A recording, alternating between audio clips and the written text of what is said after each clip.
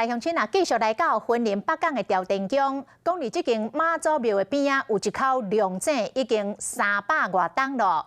自较早到冬的传说，拢讲即个井仔水会当净身驱邪，尤其是处5日节的午时水，更加会当开运辟邪。 加倍来保平安，所以早起10点一开井，开放红提水，人就排咧排甲长乐乐。为这口有300多冬的历史的龙井来上水，倒入这个桶仔内，因为担要滴水的桶仔伫龙井的边仔已经排真长啊，正是为着5日节要出午时水来。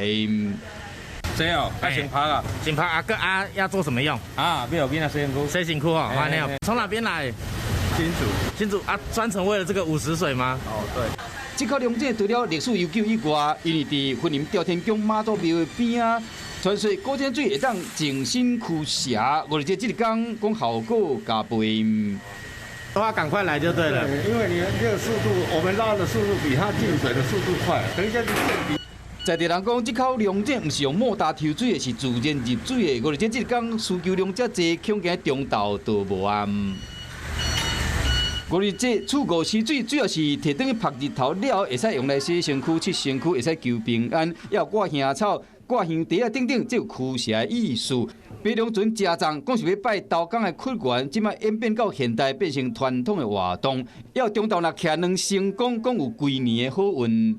当然，嘛袂当做禁忌，像讲袂使送龟肝的粽，主要是因为台湾有超度亡魂的送肉粽的习俗，许多龟肝的肉粽惊讲会歹结掉，建议爱将这个线交长，安尼较好。嘛袂使碰见香茶啊，讲安尼惊有歹运，嘛袂使时常去出代志的溪边也是海边啊，因为惊讲无救生员甲救生设备，也是呢地区较偏僻，解救会较困难。